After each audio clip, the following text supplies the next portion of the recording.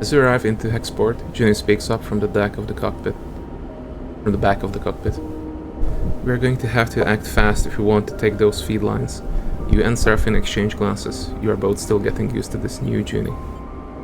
We? Seraphine raises an eyebrow. Well, one of us fried the core and stole all its data. Shoots you a look. And for some reason, we let you? It's the right call. Was it? Seraphine laughs. Well, I'm reassured. I don't think Karsten is going to take kindly to the idea that we brought someone pretending to work for him on the job and let her have his prize. Gives Junie a look. Do you know what she's up to? Junie looks between the two of you. Export hasn't exactly been kind to me, but you trusted me, even though I didn't deserve it. I'm not used to that. I want to repay it.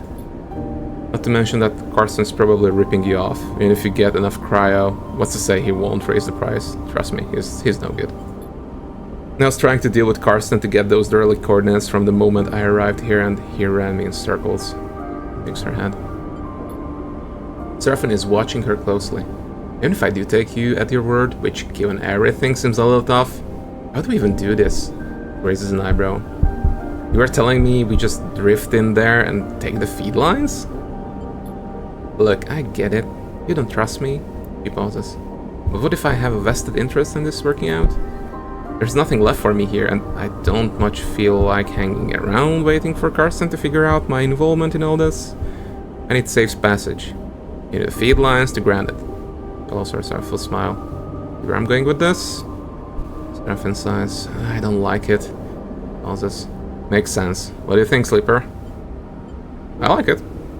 Alright then. Junie smiles. We prepare. I'll head to Factory Row, scope the place out. Meet me there and we can work out a plan. She glances between the two of you. Trust me, we can find a way. Keep it simple. Clean. Was good. Agreed. Seraphine cuts in. His dark look betrays his concerns. I'll go scope out the bay we need in Factory Row. We should split up. Less likely for Karsten to suspect us. Meet me there in a few, and we can finish setting up. Junie unclips from her seat, floating. I want to show you I can be trusted. I can do this. Looks between the two of you. Believe that, please. And with that, she slips away down the passage toward the airlock and Hexport beyond. Look at Seraphine. I'm saying nothing, Sleeper. And clips from his seat too. Here, this is the kind of mess you have to go through to get out on the other side, or it's the kind that you never escape. Either way, we're in it now. I lose the cockpit. You stare at the chaotic lights of Hexport and wonder if anything in the starboard belt ever runs smoothly. Okay. New location is Junie's unit. Observe target. Security, which we can do. I can observe the target for... That's 100% positive. I have 2 6s, that's good. I want to do a bit of... yeah, okay, no stress. Cycle clock ran down. Yeah, you continue to get supplies, that's fine. Oh, I have full energy, it's also good. I mean, we could technically do that contract as well, but I don't know whether I have time for it. The only thing. Plus, I need some cash. Maybe use the scrap. See how much I'm going to get for that. 60? Yeah, it's not bad. It's not bad.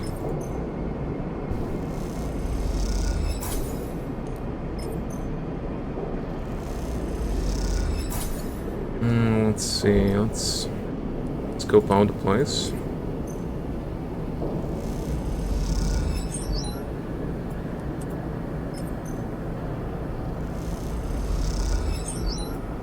I'm going to use the 5 as well. Come on, baby. Control. Ooh, positive outcome. Let's go. Sound of fist on keyboard wakes you from the scrolling code on the terminal screen. Turn to see Junie, a rare half smile on her face as she floats cross-legged with her deck in her lap. The blue light of the snap on screen makes her eyes glint with a glittering excitement. Got him. She shouts you a look. Shoots you a look. Shouts you a look. I got him! Karsten's whole system is mine. You push away from your terminal to glide over to her screen. Running the mapping protocol now, I want to know about every little dusty corner of his network. Nice work. Hold on. We aren't there yet. It's coming up now.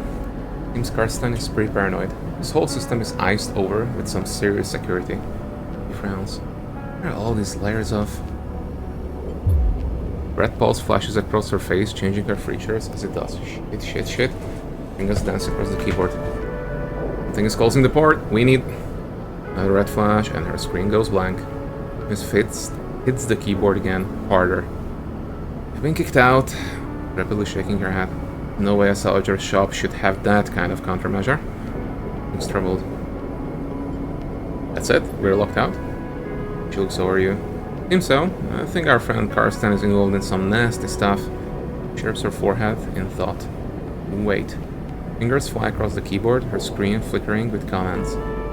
Complex node graph assembles on the screen, a mess of interlocking connections. The mapping protocol did enough. She points at the screen.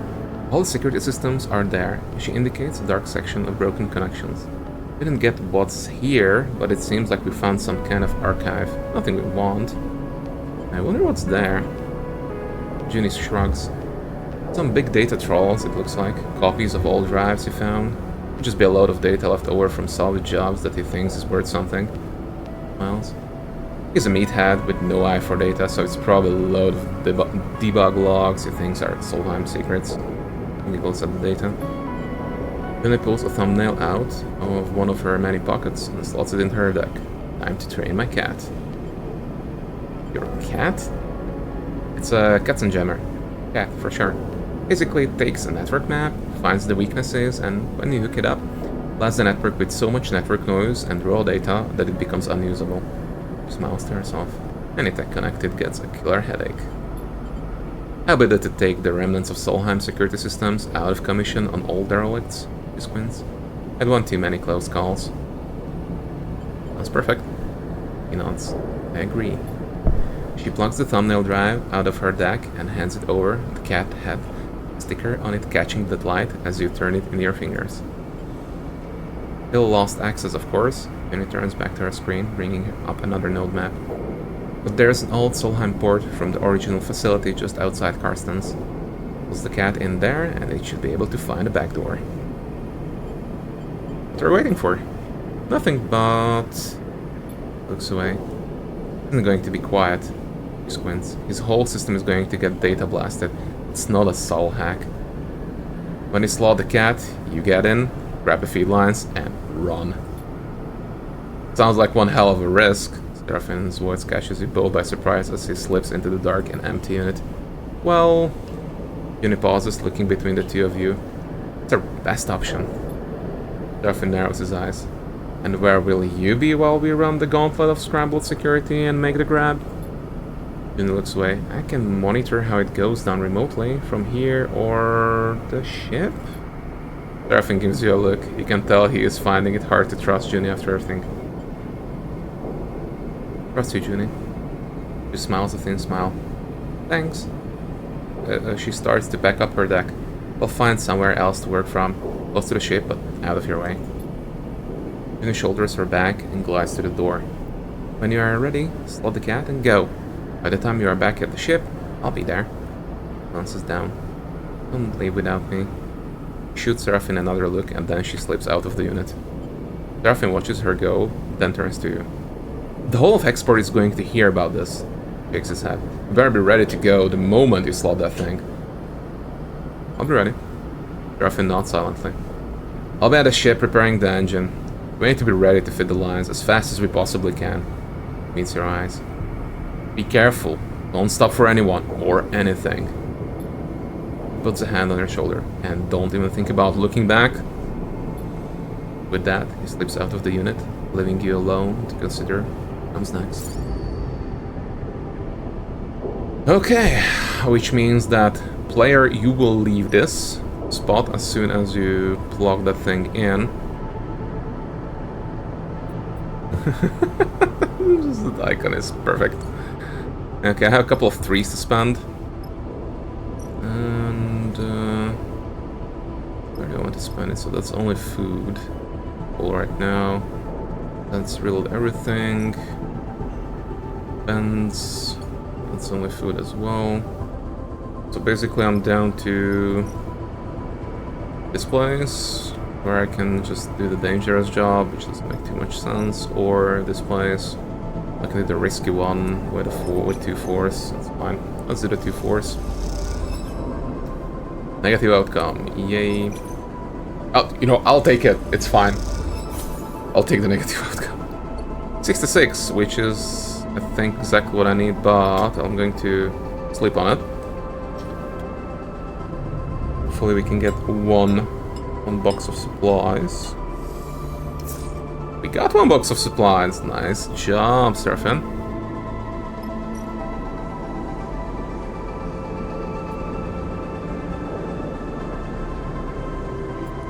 Four, 4. Not the best roll, but hey.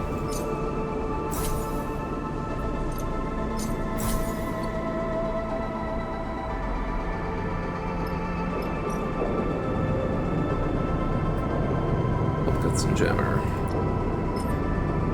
Jimmy's cat will overwhelm Karsten's security, but you don't know how long for. You better be ready to grab the feed lines and run the moment you slot it in.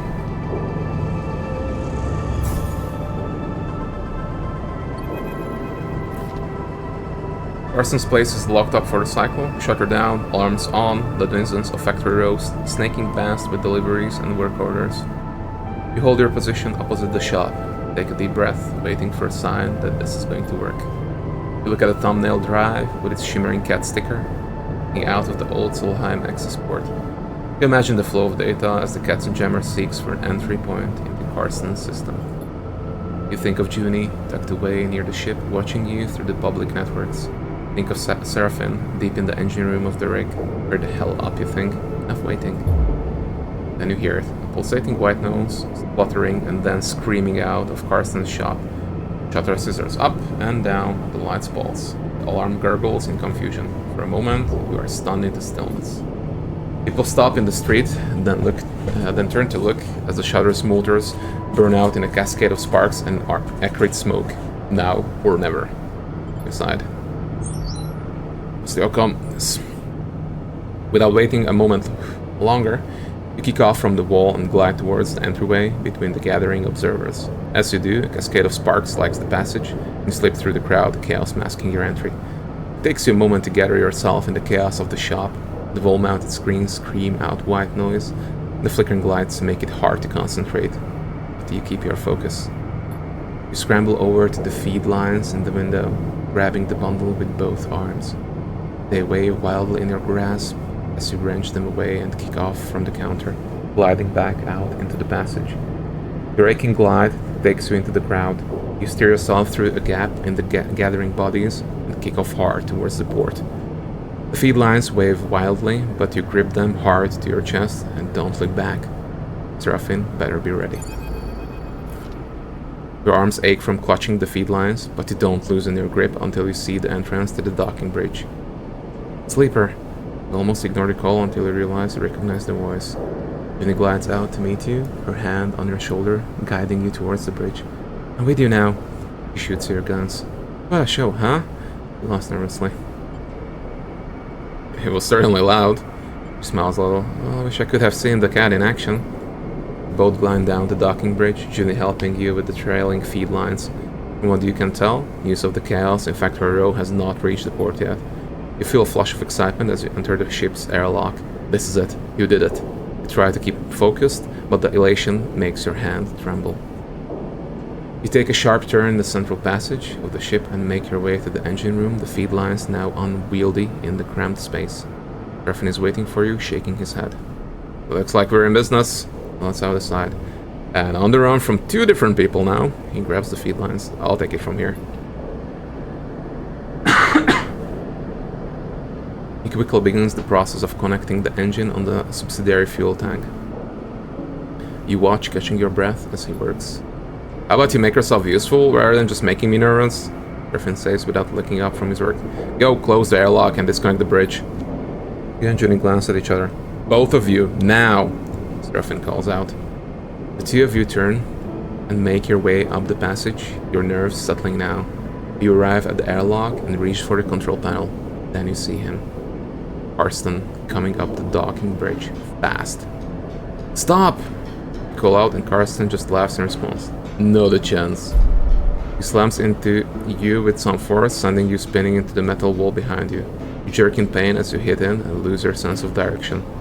Karsten's heavy hands grab your neck and wrench you toward his face. Sneaky little shit, you think I didn't know who it was when I saw what was taken? His breath is hot on your face. I thought you sleepers were supposed to be smart. Before you can respond, he jerks back in pain, a thread of blood spiraling from his forehead. Juna swings again, the pipe catching him in the chest and sending him spinning towards the door. You watch stunned as she inputs the closure sequence with trembling hands and the doors hiss closed, obscuring Karsten's floating body from view. She's breathing hard and doesn't look up.